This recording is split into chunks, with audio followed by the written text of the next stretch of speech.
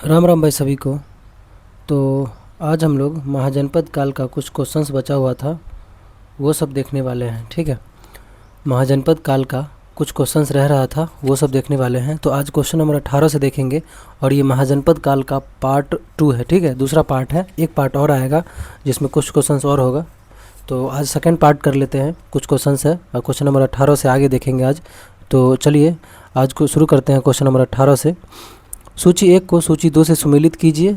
सूची 1 में महाजनपद दिया गया है और सूची 2 में आधुनिक क्षेत्र दिया गया है। ठीक है, तो देखिए महाजनपद सूची 1 में जो महाजनपद दिया गया है वो है मगध। तो मगध जो महाजनपद है उसका आज का क्षेत्र अगर देखें तो वो क्या है, वो है पटना और गया का क्षेत्र। ठीक है, पटना व गया जिले के क्षेत्र। ठीक है, उसके बाद है वत्स। वत्स जो है वो है आज का इलाहाबाद का क्षेत्र। ठीक है, उसके बाद कौशल। कौशल जो है आज का अवध का क्षेत्र है और अवंती जो है वो आज का मालवा का क्षेत्र है। तो इस हिसाब से हमारा कूट बनेगा ए का 1, बी का 2, सी का 3, डी का 4। Option number A is the right answer. Question number 19 देखते हैं। क्वेश्चन है मगध की प्रथम राजधानी कौन सी थी। तो मगध की जो प्रथम राजधानी थी वो थी गिरिब्रज या राजगिरी। ठीक है, option number C is the right answer. चलिए आगे देखते हैं क्वेश्चन नंबर 20। क्वेश्चन है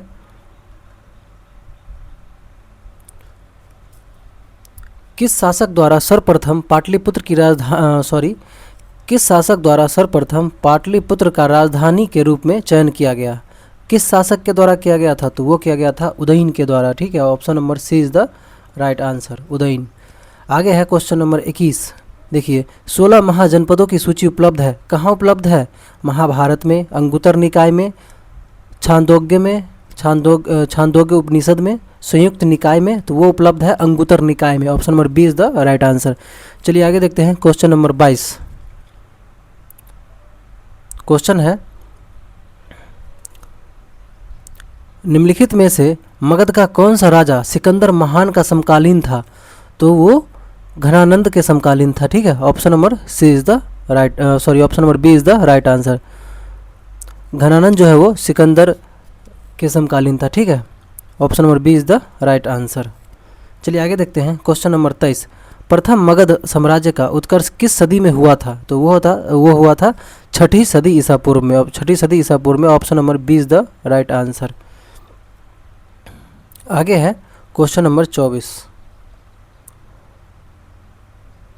देखिए क्वेश्चन है सिकंदर की भारत में सफलता के निम्न कारण थे। भारत में तब कोई केंद्रीय सत्ता नहीं थी, ये भी सही बात है। उसकी सेना श्रेष्ठ प्रकार की थी, ये भी सही बात है। उसे देशद्रोही भारतीय शासकों का सहयोग मिला, ये भी सही बात है। वह एक अच्छा प्रशासक था, ये भी सही बात है। तो इस हिसाब से चारों सही है। तो ऑप्शन होगा हमारा डी 1, 2, 3 एवं 4।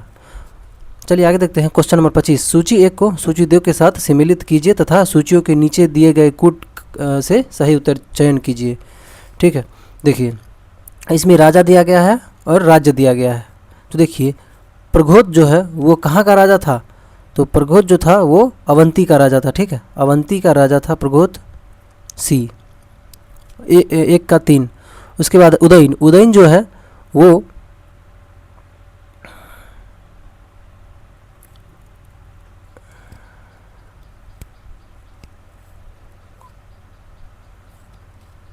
एक सेकंड।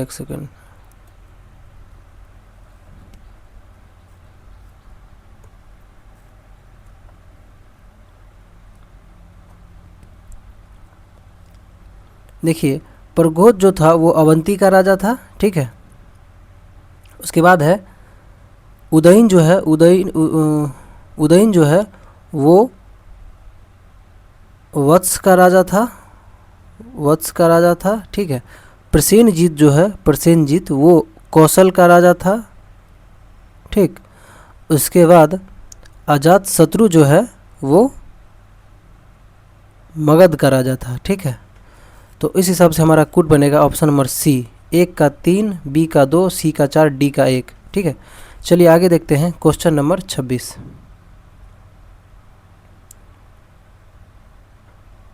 क्वेश्चन है अभिलेखीय साक्ष्य से प्रकट होता है कि नंद राजा के आदेश से एक नहर खोदी गई थी। कहाँ खोदी गई थी? अंग में, वंग में, कलिंग में, मगध में। तो कहाँ खोदी गई थी? तो वो खोदी गई थी कलिंग में। ठीक है, option number C is the right answer. Kalinga में खोदी गई थी एक नहर। आगे देखते हैं क्वेश्चन नंबर 27। पहला ईरानी शासक जिसने भारत के कुछ भाग को अपने अधीन किया था। पहला ईरानी शासक जिसने भारत के कुछ भाग को अपने अधीन किया था, तो वो था डेरियस। ठीक है, option number C is the right answer. आगे देखते हैं क्वेश्चन नंबर 28। क्वेश्चन है, मगध के राजा अजातशत्रु का सदैव किस गणराज्य के साथ युद्ध रहा? किस गणराज्य के साथ युद्ध रहा? तो वो हो जाएगा हमारा वज्जी संघ वैशाली। वज्जी संघ Vaishali, option number A is the right answer. आगे देखते हैं क्वेश्चन नंबर 29। क्वेश्चन है 29 नंबर। वज्जी संघ के विरुद्ध मगध राज्य के किस शासक ने प्रथम बार रथमूल तथा महाशिलाकंटक नामक गुप्त हथियारों का प्रयोग किया? तो वो अजातशत्रु ने किया था। ठीक है, option number A is the right answer.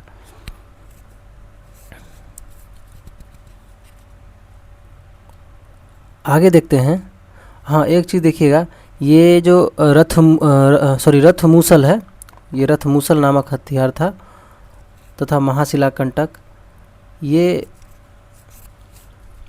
इसके बारे में कमेंट में बताइएगा कि ये क्या होता था। ठीक है, कमेंट में इसके बारे में बताइएगा कि ये क्या होता था, फिर आपको हम नेक्स्ट क्लास में इसका उत्तर बताएंगे।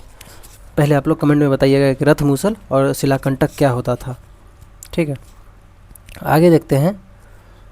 ये एक हथियार था। ठीक है, आगे देखते हैं क्वेश्चन नंबर 30।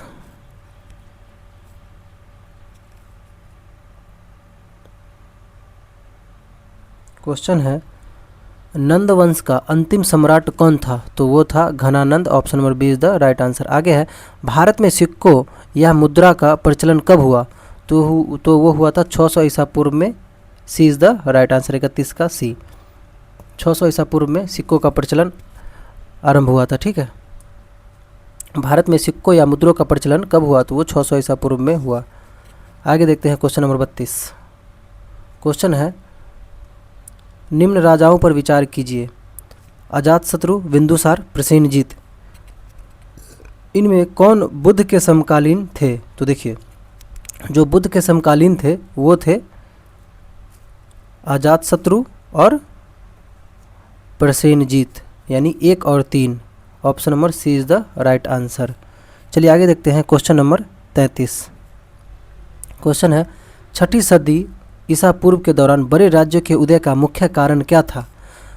उत्तर प्रदेश और बिहार में व्यापक पैमाने पर लोहे का उपयोग। तो यही सबसे उपयुक्त कारण था, जिससे 6ठी सदी ईसा पूर्व के दौरान बड़े राज्यों के उदय का मुख्य कारण जो था वो यही था कि उत्तर प्रदेश और बिहार में व्यापक पैमाने पर लोहे का उपयोग शुरू हो गया था। ठीक है, तो इसलिए बड़े राज्यों का उदय हुआ था। आगे देखते हैं क्वेश्चन नंबर 34। क्वेश्चन है, मगध सम्राट बिंबिसार ने अपने राजवैद्य जीवक को किस राज्य के राजा की चिकित्सा के लिए भेजा था? तो वो भेजा था अवंती के राजा के लिए। ठीक है, अवंती के राजा के चिकित्सा के लिए भेजा था अपने राजवैद्य जीवक को। ठीक है, आगे है क्वेश्चन नंबर 35। किस शासक ने अवंती को जीतकर मगध का हिस्सा बना लिया? किस शासक ने अवंती को जीतकर मगध का हिस्सा बना लिया?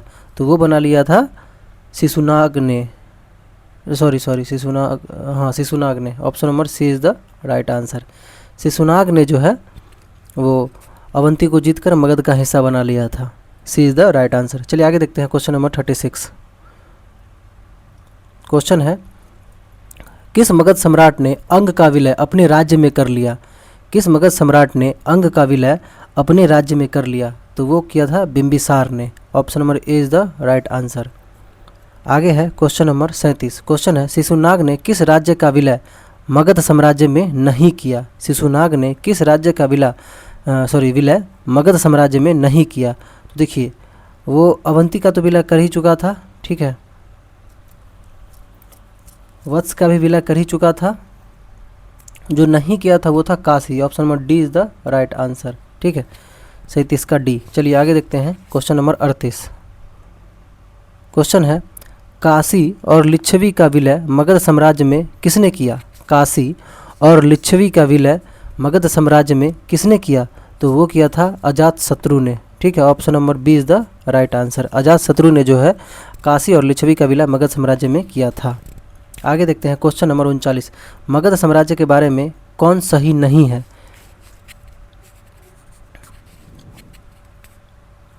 देखिए, पुराणों एवं महाकाव्य के अनुसार इसकी स्थापना बृहद्रथ ने की थी, ये भी सही है।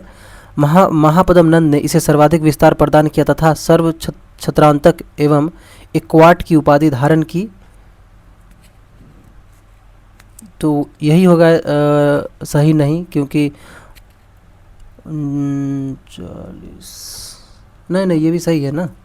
महापद्म ने सर्वाधिक विस्तार प्रदान किया था, ये भी सही बात है। तथा सर्व छत्रांतक एवं इक्वाट की उपाधि धारण की थी, हाँ ये भी सही है। ठीक है, और ये भी सही है। गिरिव्रज, राजगृह, पाटलिपुत्र एवं वैशाली क्रमशः इसकी 4 राजधानियाँ बनी, ये भी सही बात है। तो यहाँ सही नहीं पूछा गया है, तो वो है इनमें से कोई नहीं। Option number D is the right answer. और ये क्वेश्चन समझ गए ना, काशी और लिच्छवी। ये क्वेश्चन थोड़ा इंपॉर्टेंट है, ध्यान दीजिएगा। काशी और लिच्छवी का विलय मगध साम्राज्य में किसने किया था? तो वो किया था अजात शत्रु ने। Option number B is the right answer. चलिए आगे देखते हैं क्वेश्चन नंबर 40। क्वेश्चन है, सिकंदर के आक्रमण के समय उत्तर भारत पर निम्नलिखित राजवंशों में से किस एक का शासन था? तो उस समय जो था नंद वंश का शासन था, नंद वंश का। ठीक है, option number A is the right answer. चलिए आगे देखते हैं क्वेश्चन नंबर 41 और आज का लास्ट क्वेश्चन। तो क्वेश्चन है, निम्नलिखित में से कौन सा एक ईसा पूर्व 6ठी सदी में प्रारंभ में भारत का सर्वाधिक शक्तिशाली नगर राज्य था? तो वो था Magadh. Option number D is the right answer. तो ये था आज का क्वेश्चंस, और कुछ क्वेश्चंस बच रहा है, लगभग 10 या 15 क्वेश्चन होगा। वो क्वेश्चन हम लोग नेक्स्ट क्लास में करेंगे। ठीक है, नेक्स्ट क्लास में करेंगे। तो कैसा लगा आज का क्लास और आज का ये क्वेश्चंस, ये बताइएगा और कमेंट भी कीजिएगा कोई सुझाव हो तो। और पिछले क्वेश्चन का जो आंसर हमने पूछा है आप लोगों से, उसका कमेंट में आंसर भी दीजिएगा और सब्सक्राइब कर लीजिएगा। Bye bye.